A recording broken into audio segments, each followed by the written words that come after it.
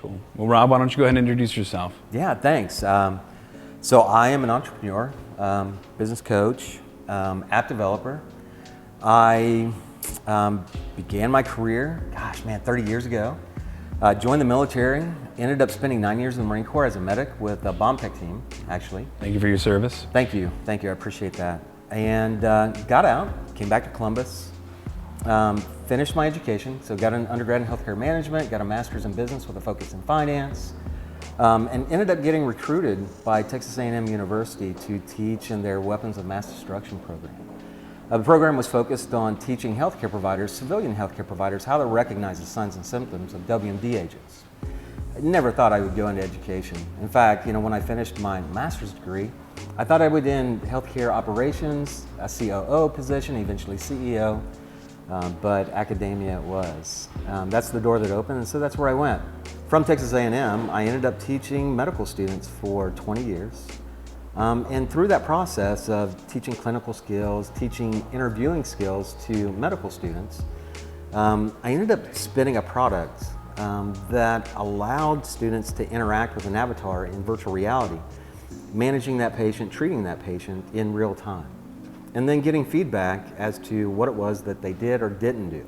Well, building a company is super, super challenging, right? Yep. And so I ended up raising about $2.5 million in venture capital, which was a challenge in itself. There was, so many lessons in that. Really, really good lessons. But ended up raising, the venture capital, and then ended up exiting the company. And so now I consult with other small companies, not necessarily in healthcare, but in all aspects, whether it be a coaching business or a construction business. The processes are pretty much the same. And it really comes down to communication. And so one of the areas I really focus on is both sales and pitch. If you're going to go for funding, how do you develop a pitch deck? And how does that relate to your business plan? And how does that relate to your executive summary?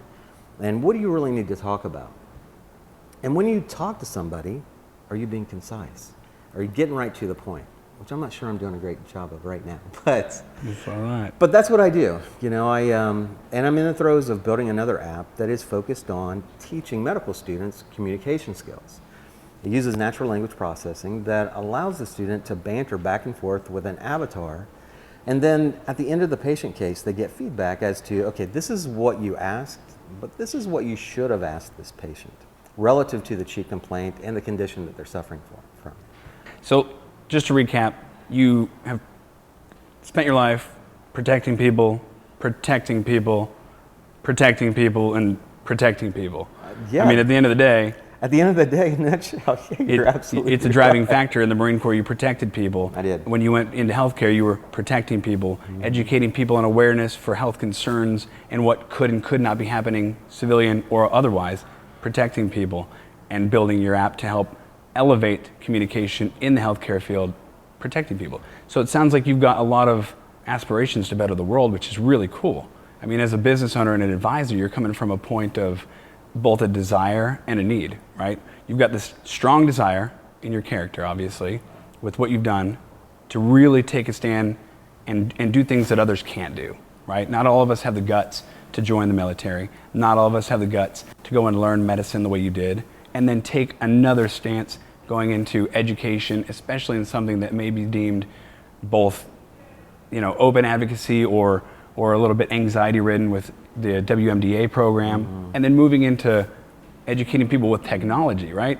There's levels of anxiety in that alone, because healthcare and protecting people is a complex environment. So you're helping create a more efficient process that allows people to communicate better and protect people on a wider spectrum, and that's pretty cool. That's intense. Thank you so much. I am in awe right now of everything that you just said. Thank you so much. I need to get you in here to help me write my pitch deck. That was fantastic. Thank you. All I did was repeat what you told me. One of my guiding principles, that I live by is that the most valuable asset that we have on this planet is humanity. It's not gold, it's not silver, it's not dollars.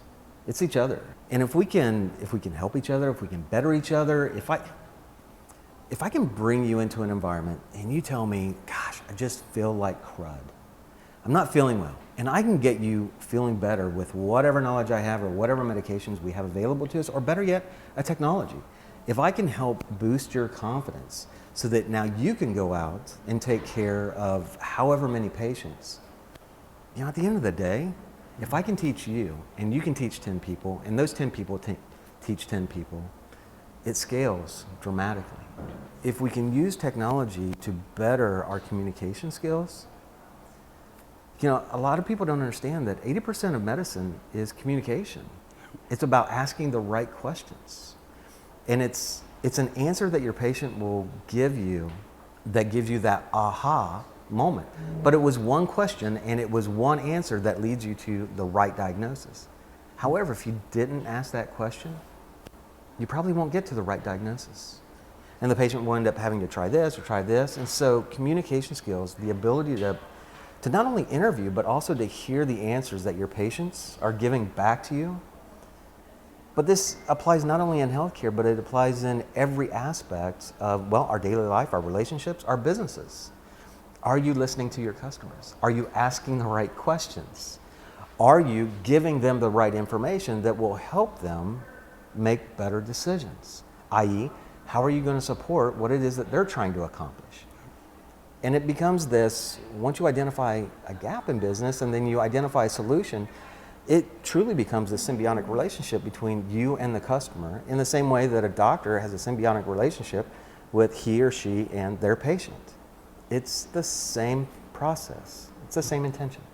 Asking the questions allows us to communicate what that need is, and then you have to have an actual desire to fulfill that need. That's right. If you don't, it falls flat. There's a lot of social stigma with technologies out there replacing us or taking advantage of customers and things that may be taken superficially. Obviously, with social media being as transparent as it is, some people cannot communicate on an ongoing basis without feeling immediately that they're going to be rejected for it or shamed for it, right, or feel ignorant for it. So creating a platform like what you've got, which allows somebody to develop communication skills, ask tangible, real questions, and get actual results that drive a need, and you can fulfill that need with your desire, that's powerful, brother. I mean, Thank you. That's fantastic. I appreciate it.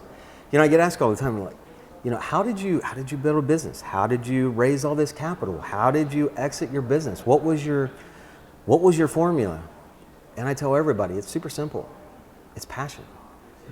I believe, I know that what I'm doing is going to change the lives of people, and nobody can change my mind.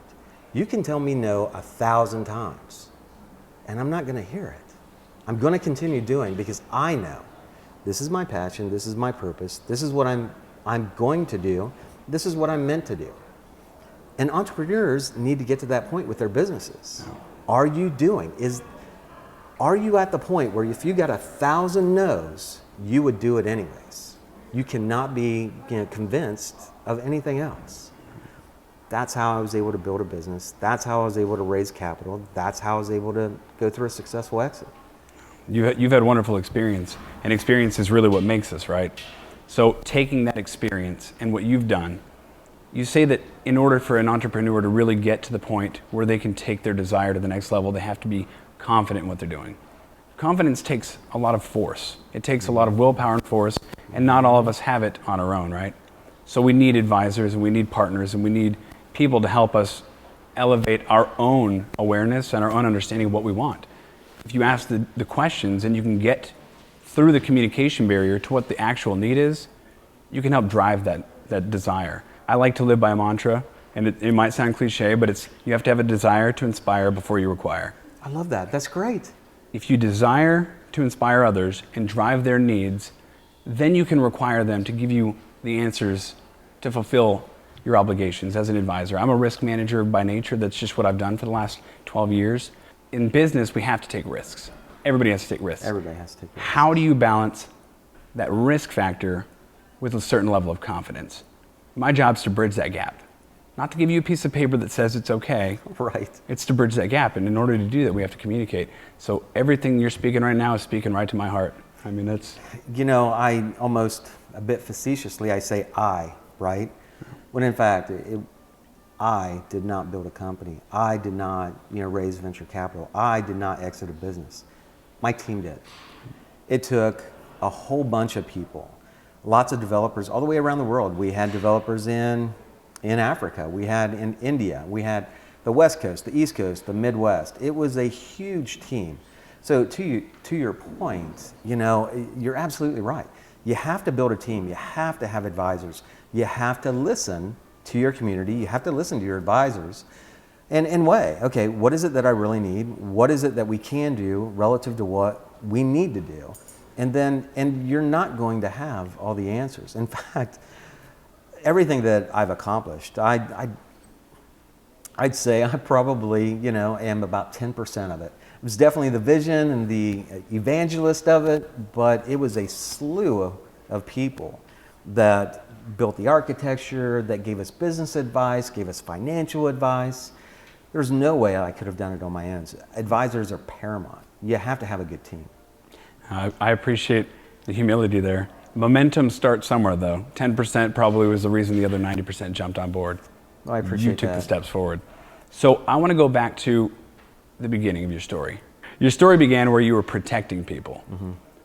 I want to kind of close on that. If there was one piece of advice you could give business owners out there on how to be more proactive to build a team that's willing to protect them, how do you communicate that? What is one piece of advice? That's a great question. Thank you for that. You need to know that your team is more important than you are. You can't do any of this stuff without your team. And you need to treat your team not as good as you would treat yourself, but better.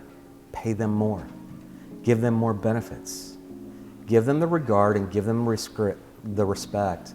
But probably more important than anything is gratitude. Say thank you as often as you possibly can. Look for opportunities to thank your team. If you approach your team with gratitude, well, they're friends for life. It's gratitude.